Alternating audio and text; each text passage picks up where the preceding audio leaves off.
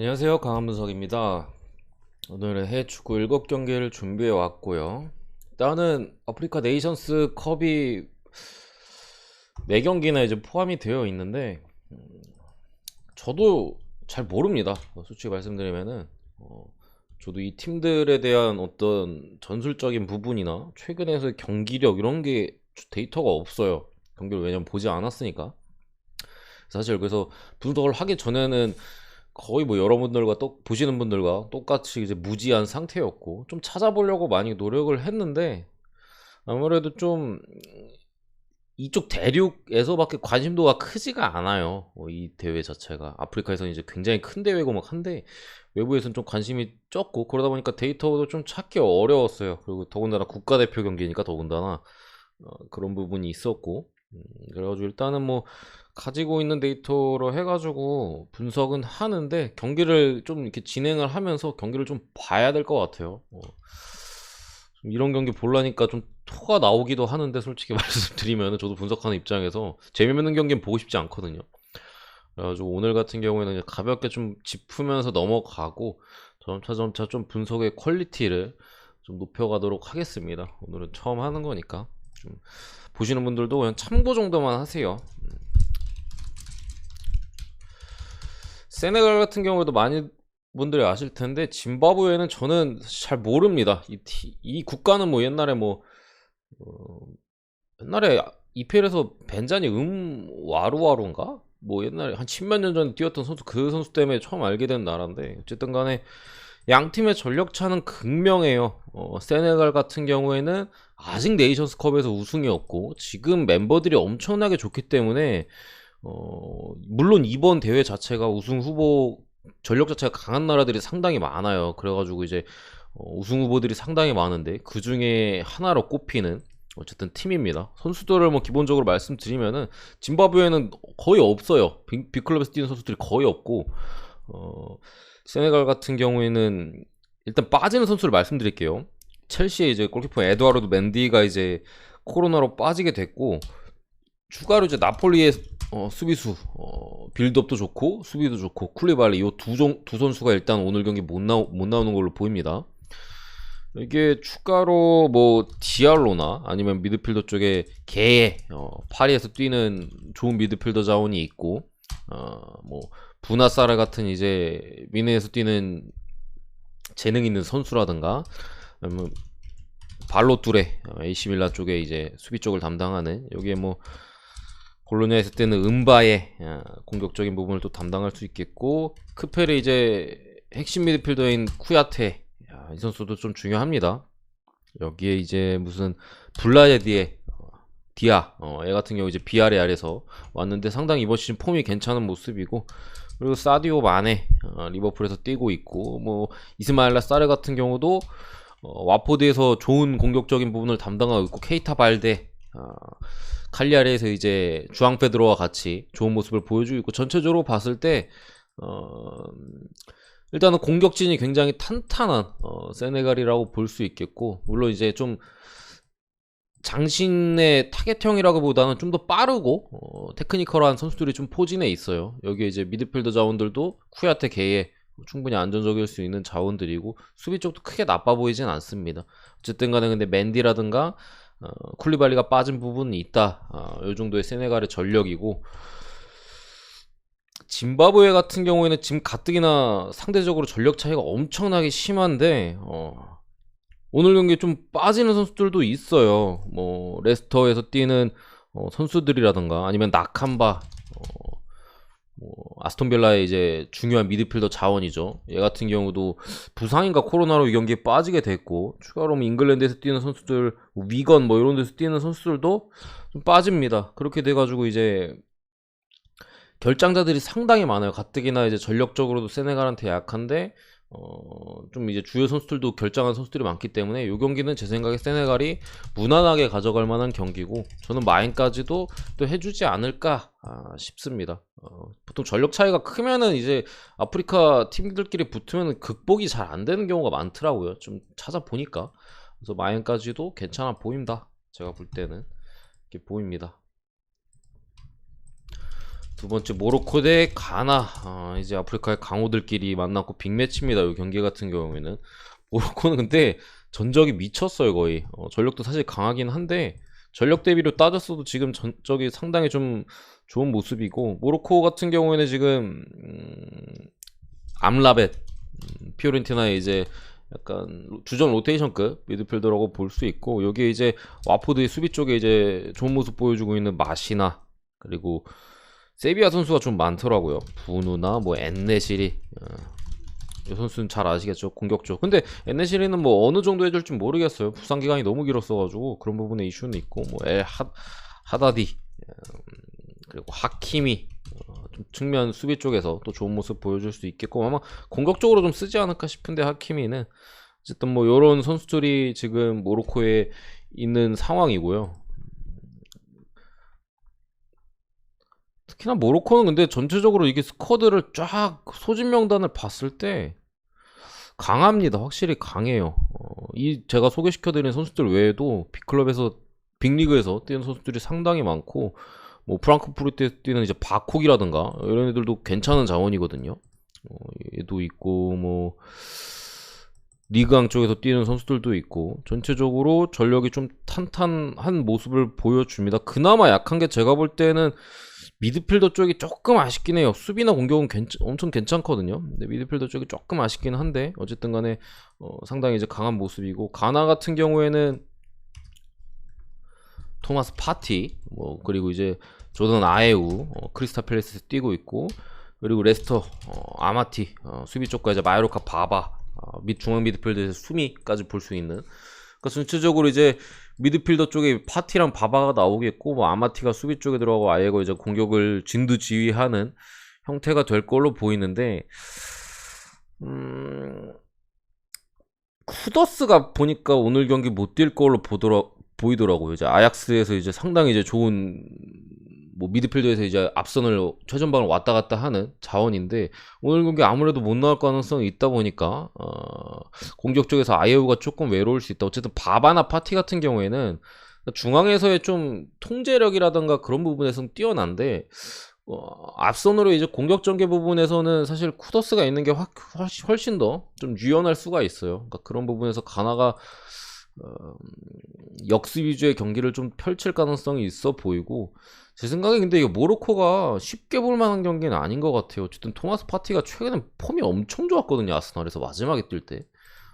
여기 이제 바바까지도 굉장히 저는 좋은 미드필더이기 때문에, 중앙에서 파티랑 바바가 같이 이게 좀 좋은 모습을 좀 보여줄 가능성이 있다. 저는 이거 개인적으로 좀 저득점이 가능성이 높아 보이고, 둘이 붙으면 웬만하면 저득점이었어요. 한 번 빼고 6번 붙어가지고 최근에 다 저득점이었다. 오늘 경기도 어쨌든 가나가 앞서는 공격 쪽에 빠지는 부분도 그렇고, 모로코 같은 경우도 엔네실이나 엘 하다디, 아니면 뭐 부팔, 뭐 이런 좋은 공격 자원을 보유하고 있는 건 맞는데, 특히나 엔네시리가 최근에 이제 소속팀 세비야에서 부상이나 코로나 이슈로 이제 거의 경기를 소화하지 못했던 점을 봤을 때는 최상의 컨디션은 분명 아닐 거고, 가나의 이제 토마스 파티나 바바 같은 경우 컨디션이 굉장히 좋았어요. 그렇기 때문에 특히나 이제 모로코 같은 경우 미드필더 쪽에서 조금 아쉬운 부분이 있기 때문에, 가나가 또 어느 정도 중앙에서 퉁탕퉁탕 하면서 비빌 가능성은 있어 보인다. 그래서 저는 언더 쪽만 보고 넘어가겠습니다. 가볍게 하려고 그랬는데, 기니 대 말라위는 저는 솔직히 처음 들어보는 팀이에요. 어쨌든 기니 같은 경우 이제 나비 케이타, 그리고 이제 라이프치히에 있는 모리바나 뭐 디아와라, 로마에서 뛰는 뭐 이런 선수들이 있는데, 나머지 선수들은 잘 모릅니다. 대체로 다 뭐 2부 리그, 아니면 뭐 변방 리그, 벨기에, 이스라엘 막 이런 쪽에서 뛰는 선수들이 많아요. 프랑스 리강이 아니죠. 프랑스도 막 2부 리그 선수들이 상당히 많고 그런 기니고, 말라위는 자국 리그에서 뛰는 선수들이 많습니다. 거의 다 자국 아니면 이제 아프리카 쪽 리그, 남아공이나 뭐 이런 쪽에 뛰는 선수들이 많아서 데이터가 없어요. 그러다 보니까 이런 경기에 있어서는 이런 좀 주요한, 특히나 나비 케이타를 중심으로 해가지고 분명히 이제 기니가 조금 더 중앙 쪽에서 유연한 움직임을 보일 가능성은 있다고 생각은 하는데, 그래서 저는 케이타 정도면은 이 선수가 뭐 뭐랄까 패스만 좀 뿌리고 돌파나 이런 게 안 되면 모르겠는데 미드필더 선수긴 하지만 상당히 쫄깃해가지고 돌파나 이런 부분에 있어서도 좀 더 잘 풀어줄 수 있거든요. 그러니까 몇몇만 제껴내면은 확실히 앞선에서 이제 공격수들한테 볼을 투입할 수 있는 점이 있고 그럴 만한 능력이 있는 선수다 보니까 아예 답답하게 갈 것 같진 않아요. 기니가 어쨌든 간에 똥대 똥대결이지만 답답하게 갈 것 같진 않고 또 케이타 정도가 있고 뭐 디아라 정도나 이렇게 해가지고 백업을 봐준다면은 그래도 기니 쪽을 보는 게 맞는 것 같고 역시나 이 점은 좀 언더 봅니다. 대체로 좀 언더 쪽이 많이 나오지 않을까 싶어요. 제 생각에는. 네 번째 경기 이제 코모로 대 가봉. 요 두 팀도 거의 구대기입니다. 구대기예요. 가봉 같은 경우에 이제 그나마 뭐 오바메양이나 그런 선수들이 있어요. 오바메양이나 아니면은 뭐 프랑스 하브리그에서 2부나 뭐 3부에서 뛰는 선수들이 상당히 많고 그나마 좀 코모로에 비해서는 해외파들이 많기는 해요. 대부분 이제 좀 하브리그나 아니면은 뭐 중동 리그 뭐 이런 데서 뛰는 선수들이 많은데 저는 요 경기는 마찬가지로 언더 쪽이 그나마 낫지 않을까 싶어요. 어쨌든 간에 사실 가봉도 믿을 건 오바메양이고 코모로는 사실 전력이 너무 약하거든요. 지금 피파 랭킹도 보면은 뭐 이런 상황이고 132위 거기에 선수들도 사실 제가 잘 모르겠는데 경기를 좀 봐야 알 것 같은데 어쨌든 전력상인 가봉이 우위인 가운데 분명히 오바메양이 한두 골 정도는 놓칠 가능성이 있다라고 봤을 때는 좀 똥대결이기 때문에 좀 화끈한 경기를 기대하기는 어렵잖아요. 왜냐면 우리가 뭐 유럽에서도 이제 네이셔널 리그가 있는데 거기서도 이제 뭐 똥 팀끼리 붙으면은 완전 그냥 공격적으로 안 풀리는 경기가 나오듯이 오늘도 대체로 그런 경기들이 나오면서 가봉이 그나마 좀 더 기회를 잡지 않을까 싶은데 어쨌든 앞선에 오바메양이 버티고 있고 좀 많이 놓쳐줄 걸로 보기 때문에 역시나 이쪽은 좀 언더 쪽을 보고요. 코모로 프렌 쪽을 봅니다. 해외 배당보다 좀 배당이 낮아요. 국내 배당이 가봉이 해외는 가봉 배당이 좀 더 높은데 어쨌든 저는 이렇게 봅니다. 근데 어쨌든 간에 주력으로 찍기 뭐예요? 분석도 제대로 된 분석이 없고 경기를 좀 보고 컨디션이 팀 컨디션이나 이런 걸 좀 확인해야 되지 않을까 싶긴 합니다. 어쨌든 이렇게 보고 그리고 이제 다섯 번째 경기 맨유 대 에스턴 빌라. 요거는 제가 뭐 일단 데이터는 리그 데이터를 가져왔는데 FA컵이에요. FA컵이고 일단은 뭐 부상자 쪽을 먼저 보면요.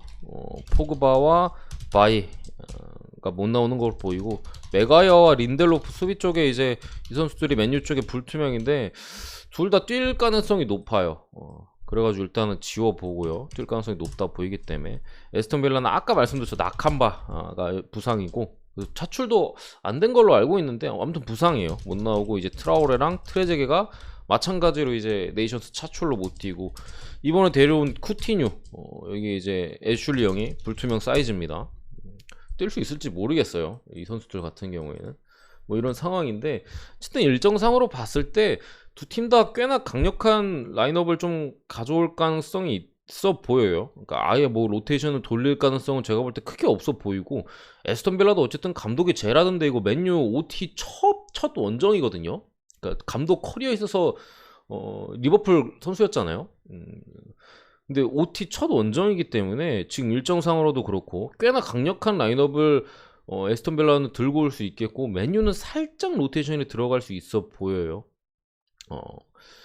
어쨌든 간에 오늘 경기는 미드필더 쪽에 이제 반더비크가 좀 나오지 않을까 싶은데 맨유는 어쨌든 제가 지난 울버햄튼 분석 때도 말씀드렸는데 삼선 라인에서의 빌드업이 지금 가장 큰 문제예요. 이 부분과 근데 오늘은 이제 뭐 맥토미니 짝꿍으로 아마 반더비크가 나오지 않을까 싶은데 이 부분하고 이제 브루노 페르난데스의 활용도 4돌돌들을 쓰다 보니까 이 공격형 미드필더 자리에서 잘할 수 있는 브루노 페르난데스가 뭐 서브로 최근에 밀린 모습도 보이고 있고 뭐 잘 할 수가 없어요. 사실 윙을 쓰고 투톱을 쓰다 보니까 얘가 뛸 수 있는 포메이션에 그 포지션이 없습니다. 그러다 보니까 상당히 이제 그 부분에 있어서 맨유가 어려움을 겪고 있는데, 오늘 어쨌든 반더비크도 사실 수비적으로 뛰어난 선수는 아니거든요.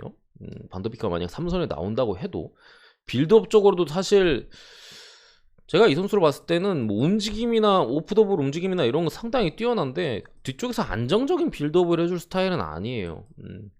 그러니까 킥력 자체가 그렇게 좋지 못하고, 장점이라고 하면 이제 박스 쪽으로의 침투나 이런 부분인데, 분명히 에스턴 빌라에는 이제 뭐 부엔데와 같은 앞선에서 흔들어줄 좋은 자원들이 존재하고, 오늘 같은 경우 이제 왓킨슨, 데닝스 뭐 이런 좋은 자원들이 또 출전할 걸로 보이고, 라인업 쪽으로도 이렇게 나온다면 맨유가 의외로 쉽지 않게 갈 가능성은 분명히 있어 보입니다. 지금 에스턴 빌라가 2연패이긴 한데, 사실 뭐 첼시 경기와 뭐 질 수 있다 치더라도 브렌트포드전은 질만한 경기는 아니었어요. 빌라가 상당히 경기력은 나쁘지 않았는데 어쨌든 결과는 패배였고, 오늘 경기 맨유가 의외로 좀 고전할 가능성이 저는 있어 보입니다. 2.5 기준 오버만 보고 넘어갈게요. 어쨌든 빌라가 수비적으로 최근에 경기력이 어쨌든 간에 실점이 늘어난 부분은 분명한 거고, 맨유가 또 계속해서 이제 전술적인 부분이나 이런 부분에서 문제점이 있었기 때문에 조금씩 이제 해결책을 좀 찾아 나갈 가능성도 있고, 그럼에도 3선에서의 불안 요소는 분명합니다. 그러니까 맨유의 실점 가능성이 저는 충분히 있다고 생각을 하고, 승리를 거두더라도 한 2대1 정도 나오지 않을까. 어쨌든 간에 FA컵이기 때문에 맨유가 홈에서 특히나 에스턴 빌라한테 강하기도 하고, 물론 FA컵에서 강자는 맨유예요. 물론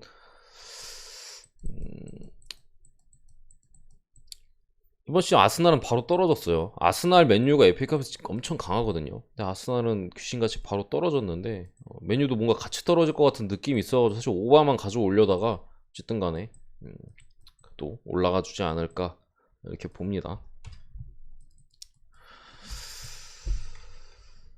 6번째 경기 에스파뇰 대 엘체. 사실 오늘 경기도 이거 맨유 경기나 에스파뇰 경기나 토리노 경기나 사실 제가 경기수 많았으면 다 안 했을 것 같은 경기들이긴 해요. 좀 쉽지 않다고 보는 경기들이긴 한데, 이것도 기본적으로는 에스파뇰 쪽이 확실히 좀 더 전력적인 우세가 있어요. 뭐 이렇게 빠지긴 하는데, 뭐 미드필더 자원들이 이렇게 주로 빠지고, 엘체 같은 경우도 디에고 곤잘레스나 뭐 피델 같은 선수들이 이제 출전 정지를 못 나와요. 여기 이제 카시아 골키퍼나 뭐 루카스 페레스 같은 공격 쪽 자원들도 이제 불투명에 떠 있고, 어쨌든 미드필더 쪽에 빠지고 뭐 이렇게 하다 보니까 제 생각에 엘체가 상당히 좀 수비적으로 나올 가능성이 있어 보여요. 더군다나 에스파뇰이 지난 컵 대회에서 연장전까지 치르고 왔거든요. 불과 며칠 전에. 그때도 이제 뭐 라울 데 토마스나 이런 선수들이 선발에 있었고, 꽤나 많은 수비 쪽에 특히나 많은 선수들이 선발해서 120분 연장까지 가서 승부차이까지 갔기 때문에 의외로 에스파뇰이 좀 쉽지 않을 수 있겠고, 지금 라리가가 그리고 이번 라운드 역배가 하나도 없거든요. 이거는 제가 데이터를 잠시만요. 수정을 안 해왔네요. 잠시만요. 이 데이터는 무시해주세요. 지난 거를 수정을 안 해왔네. 어쨌든 간에 에스파뇰 홈에서 상당히 강하긴 한데, 저는 솔직히 1.68배당 받을 건 아니라고 생각을 해요. 경기수가 없다 보니까 이게 이렇게 좀 분석이 애매모호해지는 게 있는데, 분석하기 싫은 걸 하다 보니까 1.68 받을 경기는 좀 아니라고 생각하고, 에스파뇰 정배가 좀 저는 불안해 보입니다. 지금 홈에서 거의 7경기 동안 패배가 없고 한데, 그리고 엘체가 지금 전력적으로도 좀 빠져있는 선수도 있고 한 부분이 있는데, 지난 그라나다전을 봤을 때는 퇴장당한 거 치고 수비적으로 잘 잠궜던 부분도 분명히 있고,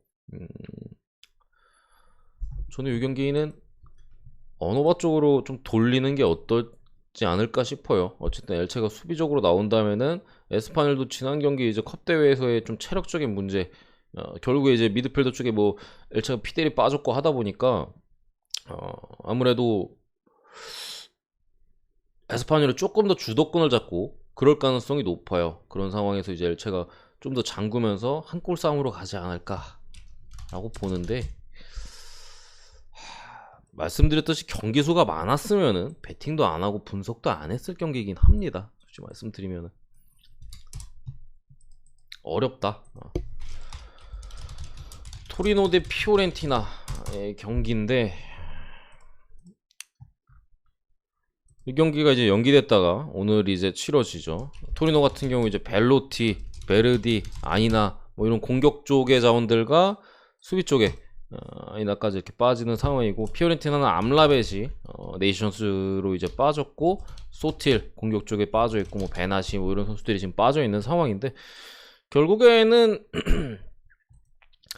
토리노 같은 경우에는 아이나 정도 말고는 특별한 누수가 없어요. 벨로티아 이번 시즌 상당히 부진한 모습이었고, 오히려 뭐 브레칼로나 이런 선수들이 좋은 모습을 지금 보여주고 있는 토리노고, 홈에서만큼은 지금 단단한 모습이에요. 뭐 중앙 쪽에 프레이시라던가 뭐 이런 좋은 선수들 같은 경우도 지금 싱고나 뭐 충분히 사이드 쪽에도 이렇게 출전이 가능하고, 피오렌티나 같은 경우가 암라베 중앙 쪽에 미드필더가 빠졌다고는 하나, 사실 이번 시즌 핵심이라고 볼 수 있는 뭐 보나벤투라나 던칸 뭐 아니면 수비 쪽에 토레라 같은 선수들은 충분히 가능해서 거의 풀전력이에요. 피오렌티나 풀전력인데, 어쨌든 토리노가 홈에 이번 시즌 전체적으로 수비 쪽의 안정감은 분명히 뛰어난 상황에서, 피오렌티나 하면 이제 블라우비치잖아요. 결국에 이 경기를 보는 포인트는 블라우비치가 근데 이적설에 상당히 시달리고 있어요. 결이적 시장에 결국에 피오렌티나를 떠날 가능성이 높고, 그렇게 되면은 뭐가 제일 중요하냐? 부상당하지 않는 게 제일 중요해요. 이게 당장 지금 이적만 해도 지금 받는 돈의 10배를 넘게 받아요. 추정되는 이적료로 따졌을 때는. 이거를 선수가 아무리 이게 프로 의식이 있다고 해도 생각하지 않을, 부상당하면 이게 나가리거든요. 보통 웬만하면 이적이 부상당하면 나가리가 돼요. 그래서 선수가 이런 부분을 생각하지 않을 수가 없고, 결국에 블라우비치가 조금 몸을 사리는 플레이를 했을 때 토리노의 강력한 수비를 쉽게 뚫어낼 수 있느냐라고 보면은 저는 그렇게 쉽지 않다고 생각을 합니다. 토리노가 상당히 좀 비비는 경기가 되지 않을까 싶고, 기본적으로 언더 쪽을 먼저 보고요. 이렇게 봅니다. 어쨌든 간에 전체적으로 전력면에서는 피오가 조금 나은 부분이 있고, 미드필더 쪽에서도 큰 누수는 없어요. 토리노 같은 경우에는 뭐 벨로티가 빠졌고 베르디도 없지만